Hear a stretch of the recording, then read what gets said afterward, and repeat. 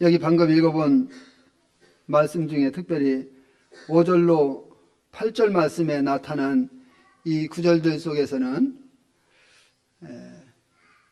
인침을 받은 지파명이 기록되어 있는 것을 볼 수가 있습니다.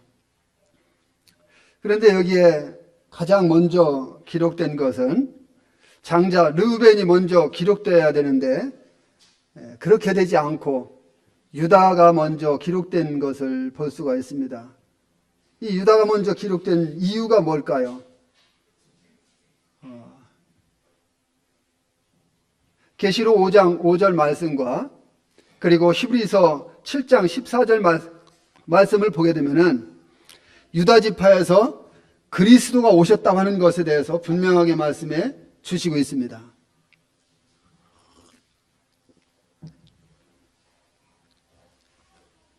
그래서 유다 지파에서 그리스도가 오셨기 때문에 유다 지파가 먼저 인맞은 지파들 중에 가장 먼저 기록이 되었다 하는 것을 생각해 볼 수가 있습니다. 창세기 49장 10절에서도 보면은 규가 유다를 떠나지 아니하며 통치자의 지팡이가 그 발 사이에서 떠나지 아니하시기를 실로가 오시기까지 하리니 그에게 모든 백성이 복종하리로다 했습니다.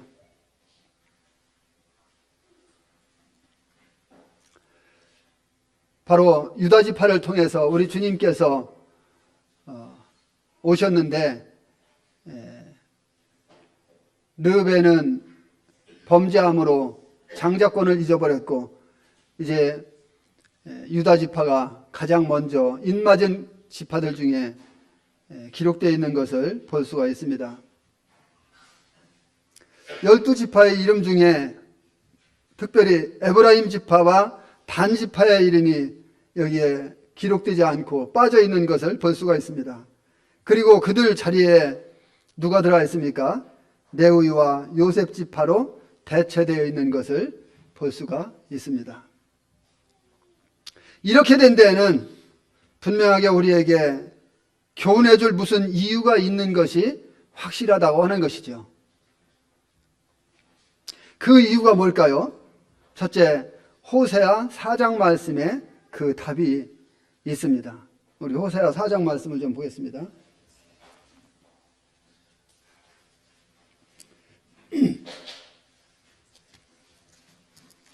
호세아 4장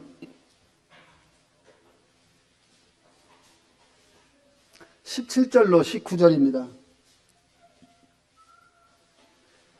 에브라임이 우상과 연합하였으니 버려두라. 그들이 마시기를 다하고는 이어서 음행하였으며 그들은 부끄러운 일을 좋아하느니라. 바람이 그 날개로 그를 쌌나니 그들이 그 재물로 말미암아 부끄러운 일을 당하리라. 여기에 보면은 이제 에브라임은 북왕국의 가장 강한 뛰어난 이와 같은 지파인데 여기에서는 이스라엘 전체를 가리켜서 대표해서 유다 지파, 에브라임 지파에 대해서 이야기해 주고 있는 것을 볼 수가 있습니다. 우상을 숭배하는 그들의 죄악된 행동을 막지 말고 그대로 버려두라고 말씀하고 있습니다. 왜 그럴까요? 하나님께서 결국은 그들에 대해서 심판하시겠다고 하는 것이죠.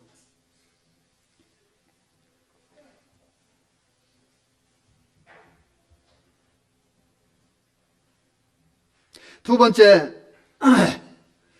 창세기 49장 말씀을 좀 보시겠습니다. 창세기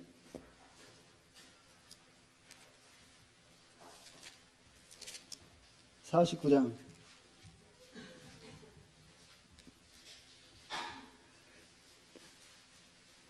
16절 17절입니다.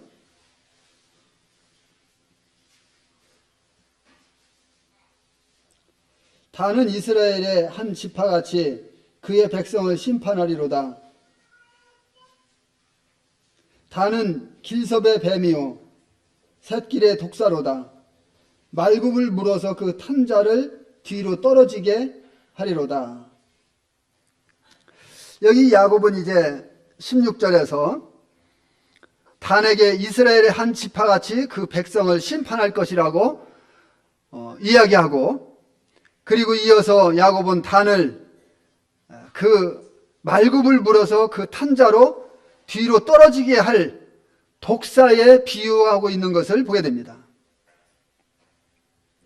그래서 17절은 뱀에 대한 이스라엘 땅의 공적인 형태로 바로 우상 숭배를 드려온 자들이 단 지파였다고 하는 그 사실을 상징적으로나마 보여주고 있는 것이 아니냐 하는 것을 생각해 보게 됩니다. 사사기 말씀을 가서 보게 되면요, 여기 사사기 18장에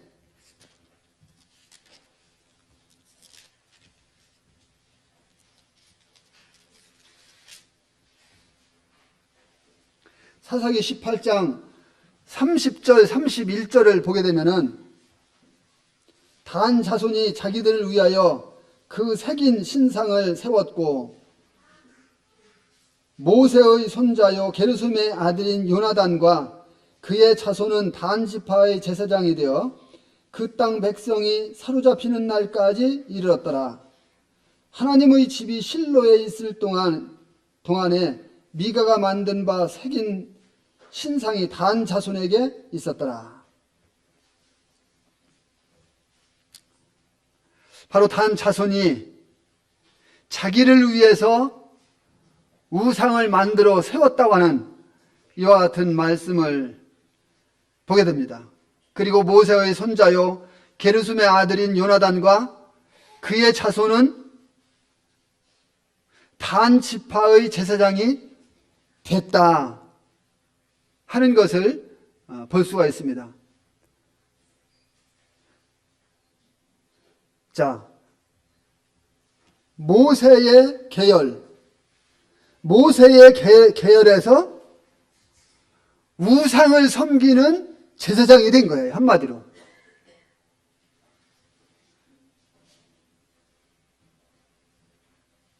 저는 이것을 보면서요, 부모 대대로 하나님을 믿는 이와 같은 영적인 가정으로 내려왔다고 해서 그 후대에 가서 동일하게 그 자손들이 하나님을 섬기는 영적인 사람들만 나온다고 볼 수 없겠구나. 그렇다면 이것을 통해서 우리에게 어떤 경각심을 주는가? 이것은 우리 자손들이 하나님을 섬기고 하나님을 신뢰하고 경외하면서 그 하나님 앞에서 하나님 말씀을 사랑하면서 살아가도록 해야 되는 것이 바로 우리 책임이구나 하는 것을 생각해 보게 되는 것이죠.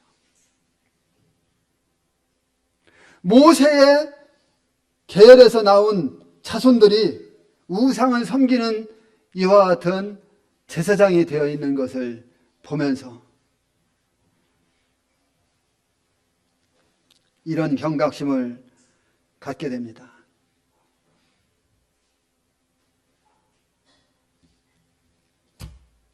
하나님의 집이 실로에 있을 동안 미가가 만든 우상이 바로 단 자손에게 있었던 것입니다. 열왕기상 12장 28절로 30절 말씀을 보게 되면요, 반역을 일으켜서 왕국의 분열을 가져왔던 여로보암이 우상을 만들었는데 우상을 2개 만들었지요. 그 둘 중에 하나를 세운 곳이 어디입니까? 단이었습니다.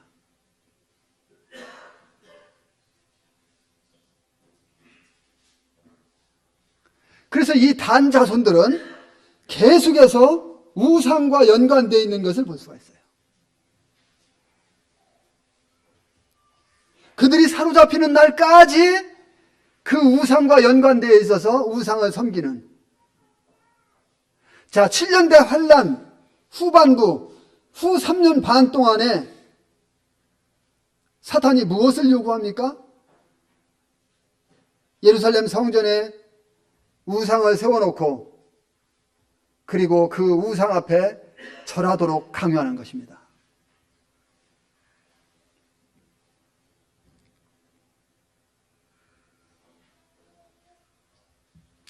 이와 같은 말씀을 볼 때 에브라임 지파와 단 지파가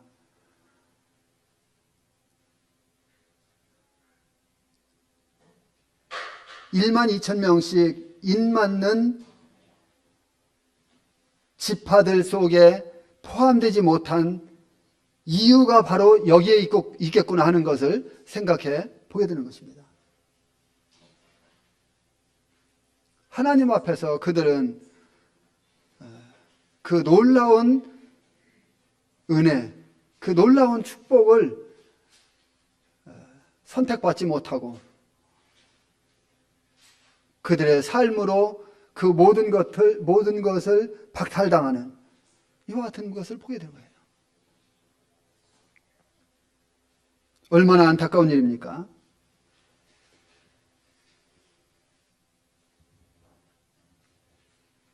이들은 신명기 29장에 여호와께서 모세에게 명하여 모압 땅에서 이스라엘 자손과 언약한 그 언약의 말씀에 대해서 마음에 염두에 두지 않은 그와 같은 결과라고 저는 생각합니다. 우리도 똑같죠. 우리의 생활 속에 하나님의 말씀이 우리들에게 교훈해 주시는 것들이 수없이 많죠. 그런데 그 말씀들을 우리가 다 교훈받지는 못하죠. 그러나 우리가 하나님 말씀을 보면서 주님께서 그때그때 우리에게 교훈해 주시는 것들이 있어요. 그런데 그때그때 교훈해 주시는 말씀들을 우리 삶 속에 잘 기억해 두었다가 적용해야 되는데 우리가 그러지 못할 때가 많다는 것입니다. 그럴 때에 우리는 실수하게 되고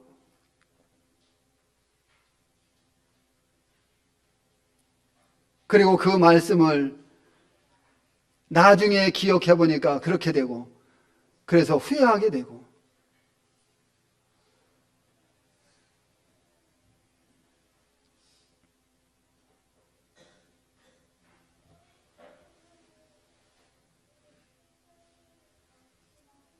그리고 알포도 같은 사람들 그리고 윌리엄 맥도날드 형제님 같은 유명한 분들이 쓰신 이와 같은 주석을 참고해 보게 되면요, 단지파의 이러한 우상숭배 경향이 바로 적그리스도가 그들 가운데에서 나올 수 있다고 하는 것을 조심스럽게 기록해 놓고 있는 것을 보게 됩니다.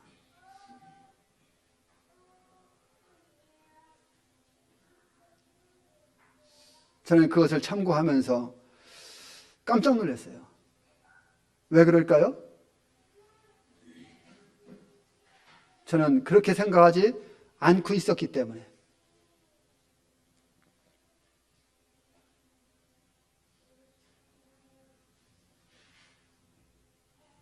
저는 이단이나 로마 이런 데서 나오지 않겠는가 라고 생각하고 있었는데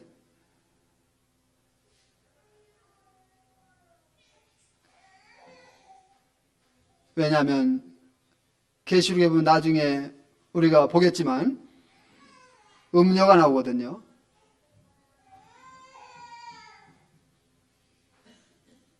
그런데 제가 윌리엄 맥도날드 주석을 참고하면서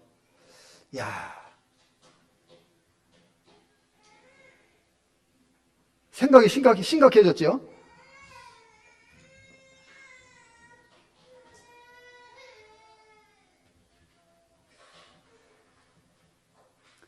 그들이 바로 이 주님께서 그들에게 경계로 경각심으로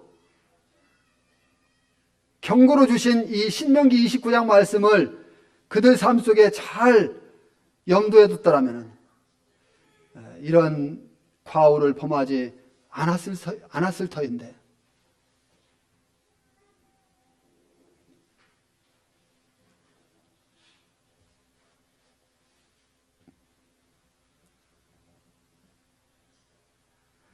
그와 같은 추석에서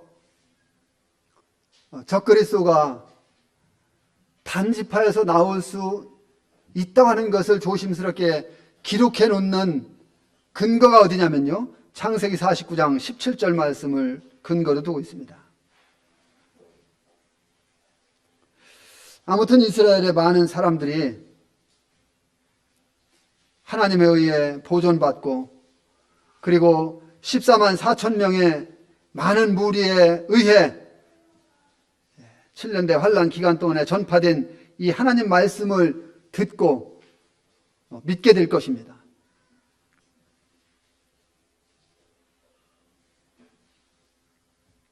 계시록 6장 9절 말씀대로 이제 믿은 그들 중 일부는 그 믿음 때문에 그들이 죽임을 당할 것입니다. 순교를 당하게 될 거예요. 믿음을 지키기 위해서.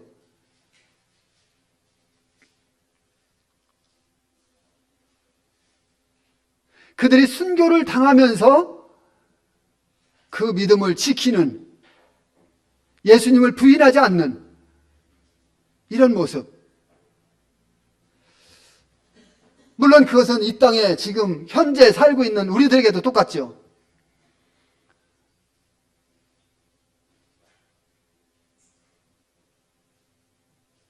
만약에 북한의 공산 치하에서 요즘은 평안이 어쩌니 하면서 이야기가 됩니다만, 모르는 거예요. 갑자기 어떻게 될지. 북한의 공산 치하에서 쳐들어와서 장악하고 믿는 사람들을 향해서 예수님 믿는 것을 안 믿겠다고 부인해라, 그러면 살려주겠다, 총불을 대면서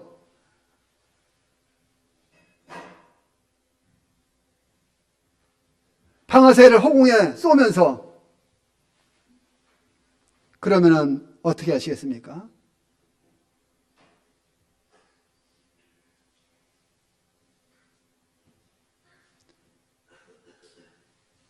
지금은 속으로 생각할 수 있어요. 나는 내가 구원받은 거 확실한데 죽으면 지옥 가고 그냥 천국 가는데 천국 가니까 예수님 부인할 수 없지. 그런데요, 이런 것에 대해서 평소에 분명하게 마음 가운데 그런 상황이, 악조건이 온다 할지라도 나는 나를 구원하신, 나를 사랑하신 그 예수님 부인할 수 없다. 내 목에 칼이 들어가도, 총알이 날라와도 부인할 수 없다. 나는 순교를 당하겠다 라고 하는 이와 같은 각오를 평소에 가지고 있지 않는다면 갑자기 닥치면 모르는 거예요. 왜? 인간이기 때문에, 사람이기 때문에, 조석으로 변하는 게 우리 마음이기 때문에, 그리고 우리는 두려움이라는 걸 갖고 있기 때문에 모르는 거예요.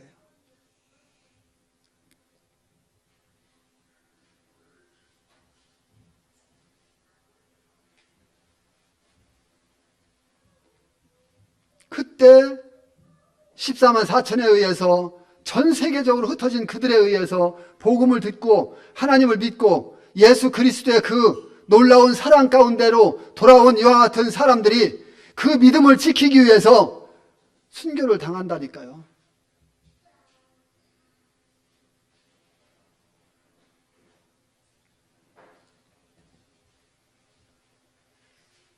그리고 마태복음 24장 13절 말씀대로 그들 중 일부는 끝까지 끝까지 견디면서 그들의 믿음의 진실성에 대해서 분명하게 보여줄 것입니다.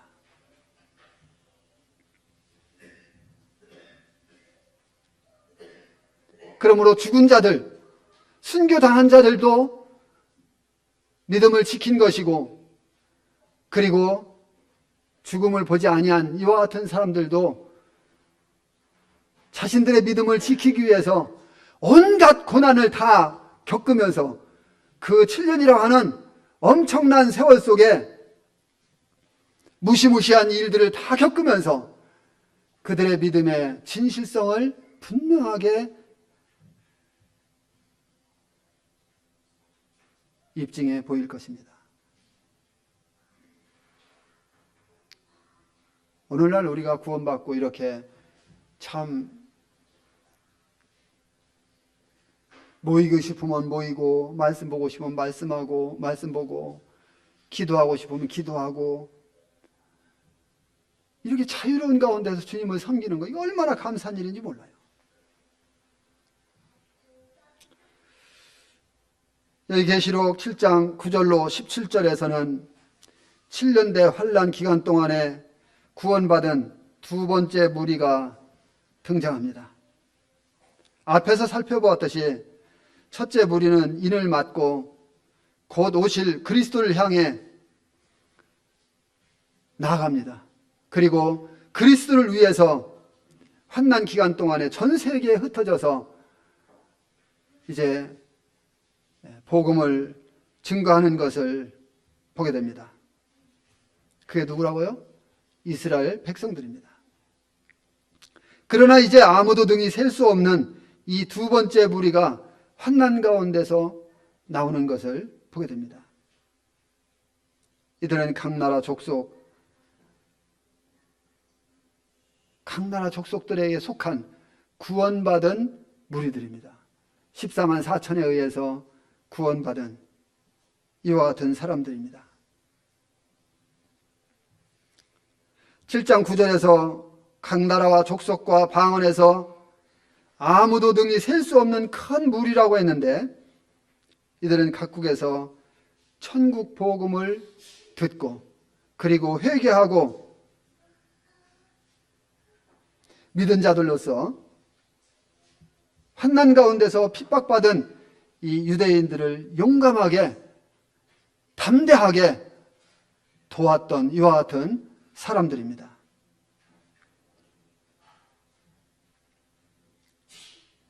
그들이 흰옷을 입고 있는데 이 흰옷은 성도들의 의로운 행실이라, 이렇게 성경은 말씀해 주시고 있습니다. 따라서 그들이 보좌 앞에 연락되었다는 것을 말해주고 있습니다.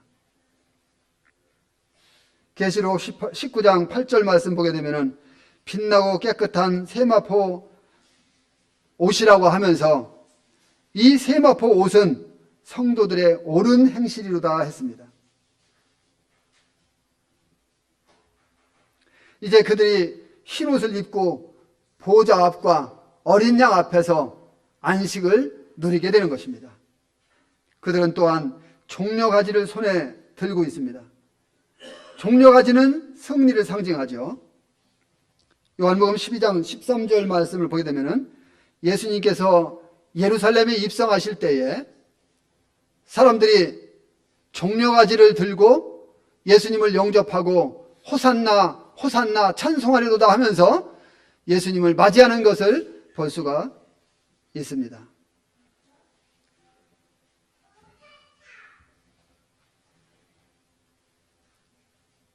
본문에 각 나라와 족속과 방언, 백성과 방언에서 구원받은 이 큰 무리가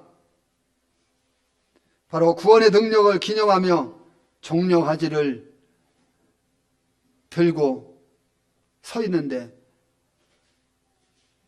여기에서 바로 그와 같은 종려가지를 든 자들은 이 무리들이 유일한 것을 볼 수가 있습니다.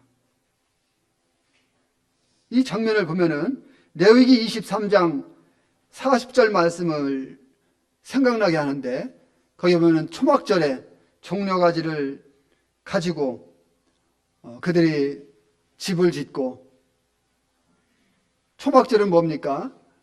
초막절은 천년왕국을 상징하잖아요.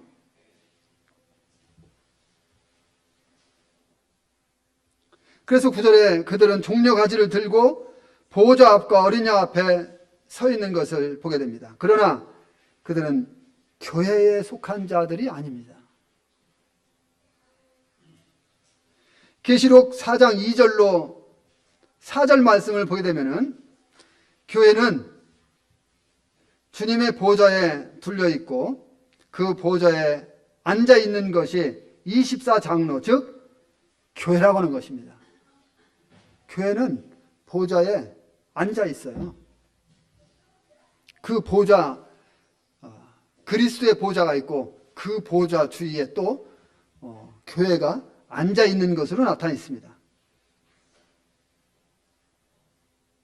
그런데 이 무리들은 보좌 앞과 어린 양 앞에 서 있는 것을 보게 되죠. 이게 뭐를 말하는 걸까요? 교회와 이들의 신분의 차이가 확연히 드러나 있다는 것을 볼 수가 있습니다. 교회라고 하는 이 신분, 얼마나 놀라운지 몰라요. 그들이 종려가지를 들고 있고 비록 7년대 환란 가운데에서 구원받았지만 그들의 신분과 오늘날 교회의 신분은 이렇게 차이가 있습니다.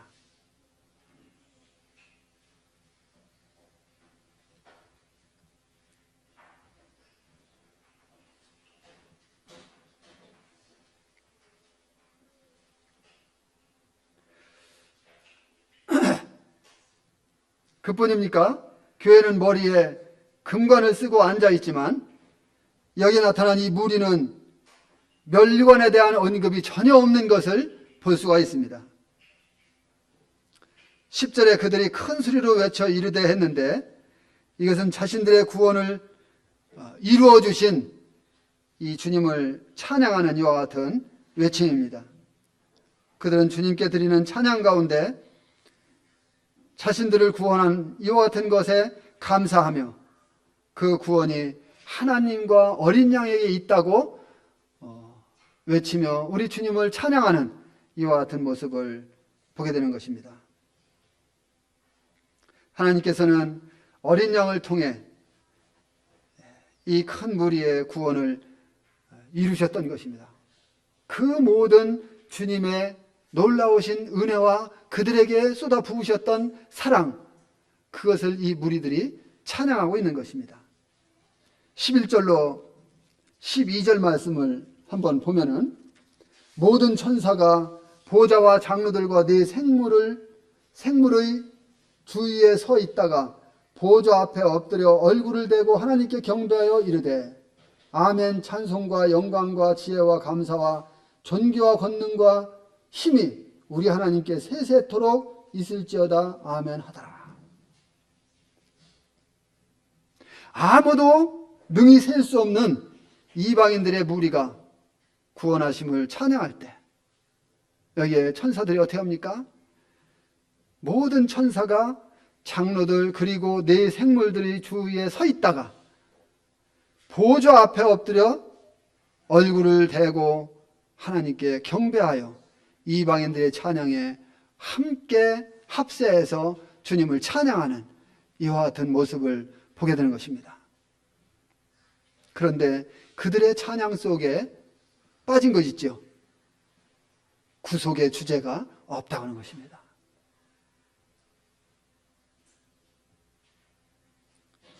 그러나 그들이 하나님께 드리는 이 찬양 속에는 하나님께서만이 영광 받으시기에 합당한 이와 같은 고백과 더불어 하나님께 드려야 할 이 내용들을 다 말씀해 주고 있는 것을 보게 됩니다. 찬송과 영광과 지혜와 감사와 존귀와 권능과 힘이 하나님께 있다고 하나님께 돌려지는 이와 같은 모습을 보게 됩니다. 13절로 14절 말씀 보게 되면은 장로 중 한 사람이 사도 요한에게 이 흰옷 입은 자들이 누구며 또 어디서 왔느냐고 물었을 때 요한이 자신은 알지 못하지만 당신이 알고 있습니다 하고 이야기를 하는데 장로가 말합니다. 이들은 큰 환난에서 나온 자들이며 어린 양의 피에 자신들의 옷을 씻어 시기한 자들이라고 설명해 주고 있는 것을 보게 됩니다. 이들은 큰 환난에서 나온 자들이며 어린 양의 피에 자신들의 옷을 씻어 시기한 자들이라고 설명해 줍니다. 이 기간은 예루살렘의 성전에 멸망에 가증한 것이 세워진 이때로부터 우리 주 예수 그리스도께서 영광 중에 강림하실 때까지 7년대 환난 후 3년 반을 이야기하는 것입니다. 그래서 큰 환난이라고 말합니다. 이 기간 외에 성경 그 어떤 곳에서도 큰 환난이라는 이와 같은 단어를 사용하고 있지 않아요. 그렇다면 이 7년대 환난 후 3년 반이 얼마나 큰 환난일까? 감히 상상이 안 갑니다.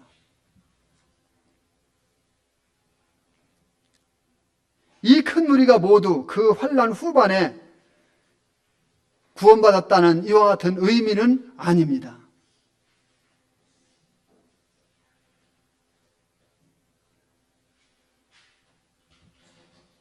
그러나 그들은 그 큰 환난의 후반을 잘 견뎌낸 이와 같은 자들로서 이제 승리자의 모습으로 나타나 있는 것입니다.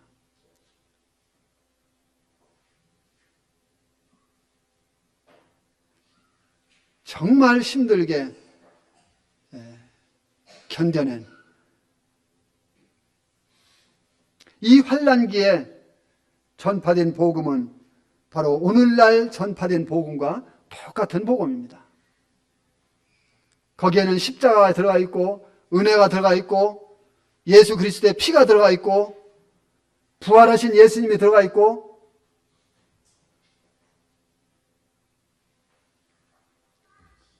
똑같은 복음을 그들도 듣고 믿고 하나님께로 돌아오게 되는 것입니다.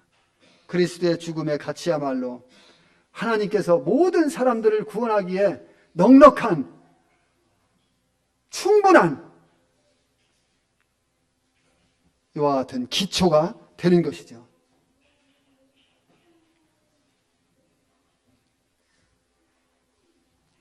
그때도 오늘과 같이 그리스도의 피가 온 세상에 전파되어서 복음을 처음 듣는 사람들로 하여금 그리스도를 믿게 하는 이 은혜가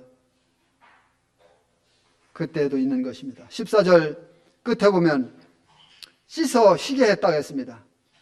그리스도의 피는 성경에 알려진 대로 죄를 씻어주고 쉬게 해주는 이와 같은 유일한 요소인 것입니다.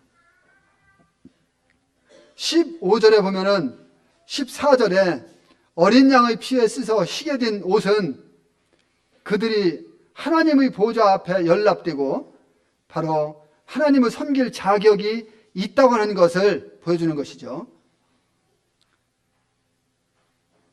이 왕국이 우선 이스라엘에게 속했지만 수를 셀 수 없이 많은 이방인들이 전 세계적으로 그 축복을 함께 소유하고 있다고 하는 것입니다.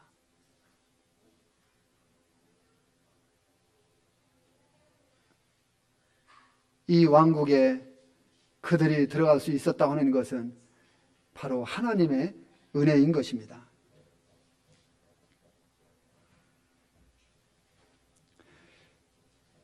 이것은 창세기 12장 3절 말씀에 아브라함에게 주어진 약속의 성취지요. 땅의 모든 족속이 너를 인하여 복을 얻을 것이라고 기록되어 있는 것을 보게 됩니다. 15절 말씀에 그러므로 그들이 하나님의 보좌 앞에 있고 이렇게 말씀하고 있는데 여기가 어디입니까? 하나님의 보좌 앞에 있어요. 여기는 천년 왕국입니다. 왕국 시대예요. 이 밤낮 하나님을 섬긴다는 것은 지상 천국을 말합니다. 천상의 천국은 밤낮이 없죠. 지상 천국에는 밤낮이 있습니다. 거기에도 육신을 입고 가기 때문에 이 왕국 천국에는 밤낮이 있는 것입니다.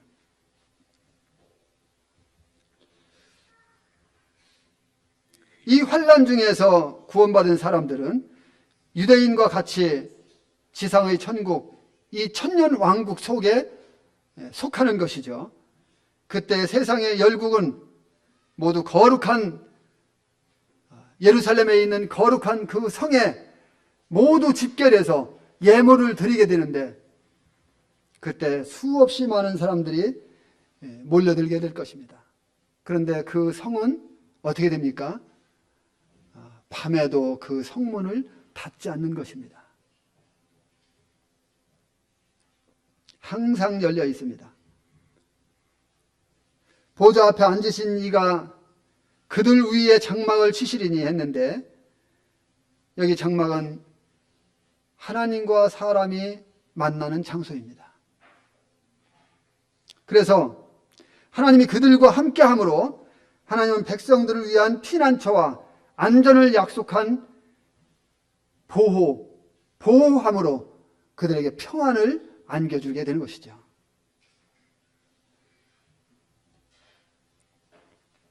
사람들이 하나님 앞에서 이와 같이 하나님의 보호를 받고 하나님의 인도를 받고 하나님의 지키심 가운데 평안과 기쁨 속에서 생활할 수 있는 곳, 바로 천년 왕국입니다. 16절에 여기에 그들이 누구입니까? 16절을 보면은 그들이 다시는 줄이지도 아니하며 목마르지도 아니하고 해나 아무 뜨거운 것이 기운에 상하지도 아니하리니, 여기 그들이 그랬지요. 그들이 누굽니까? 그들은 대환란을 통과한 자들입니다.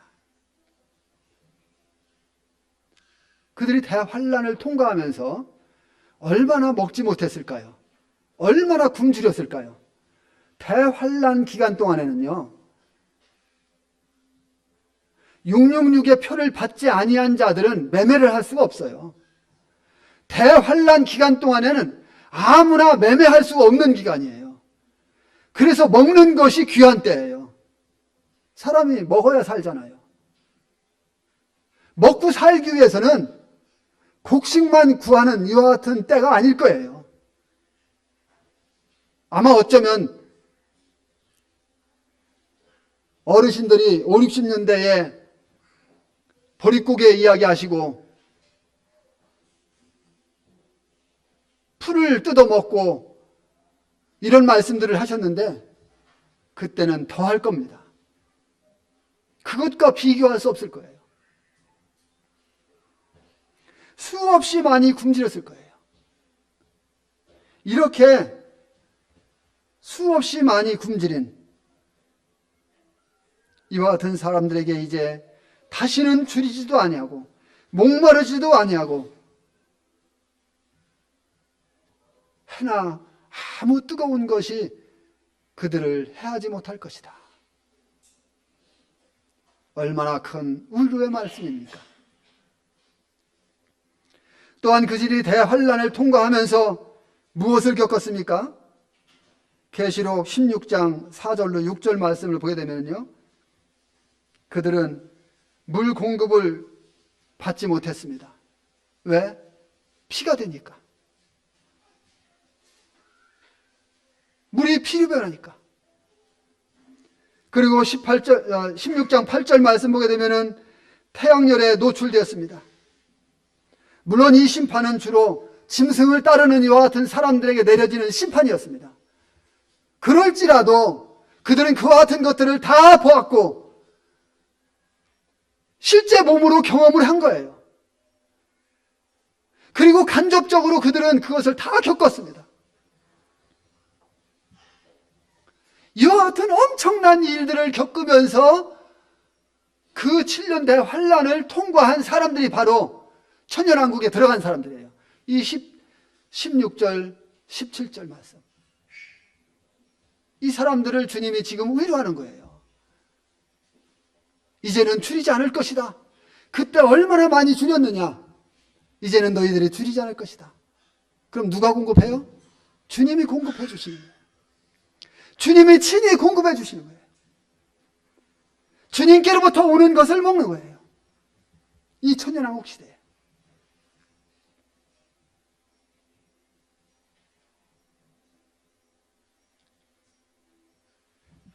이제 그 모든 것이 지나갔으며 바로 그 동일한 땅에서 그들은 하나님의 공급의 충만함을 누리면서 살게 될 것입니다. 17절 말씀 보면은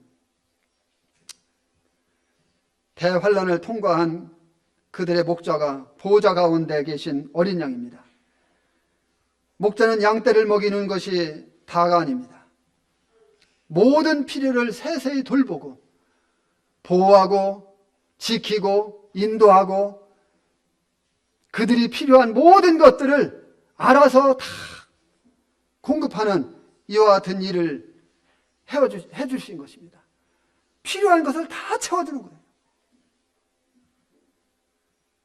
선한 목자이십니다. 이제 하나님께서는 그들의 눈에서 모든 눈물을 씻어주실 것입니다. 왜 눈물을 씻어요? 그들이 그 7년대 환란을 겪으면서요 얼마나 많이 울었겠습니까? 얼마나 많이 눈물을 흘렸겠어요? 죽을 고비를 많이 당기면서. 저는 이것을 어제 저녁까지 묵상을 하면서 내가 참 너무나 호화로운 생활을 하고 있구나. 내가 너무나 안일하게 잘 살고 있구나. 이 은혜 시대에 구원받아서 정말 감사하구나. 이런 생각을 안 할 수가 없었어요. 우리 성도님들은 안 그러세요? 성도님들도 동일하시죠? 이 은혜 시대에 구원받은 것이 얼마나 감사한지 몰라요.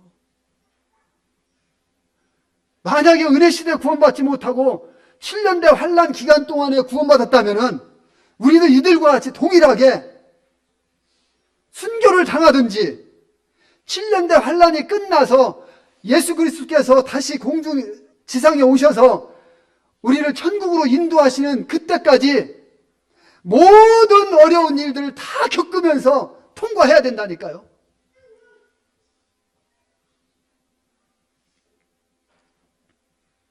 그들의 눈에서 모든 눈물을 씻어주겠다고 말씀하십니다. 이제 슬픔의 모든 흔적이 다 사라졌어요. 안도의 숨을 쉬겠죠.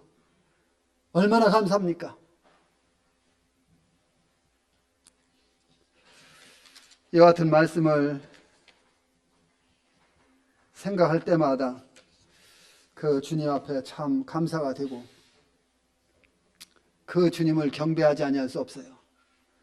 그들이 그 7년대 환란을 통과하면서 겪었던 그 모든 어려움, 이것을 생각할 때에 그 하나님과 어린 양 앞에 엎드려 그 하나님이 받으시기에 합당한 이와 같은 감사와 찬양과 경배와 능력과 이런 것들을 이야기하면서 우리 주님께서 이러한 것을 받으시기에 합당하다고 경배하는 이 모습을 한번 보세요. 오늘날 구원받은 우리가 어떻게 하나님 앞에 감사해야 될지 생각하게 하는 것입니다.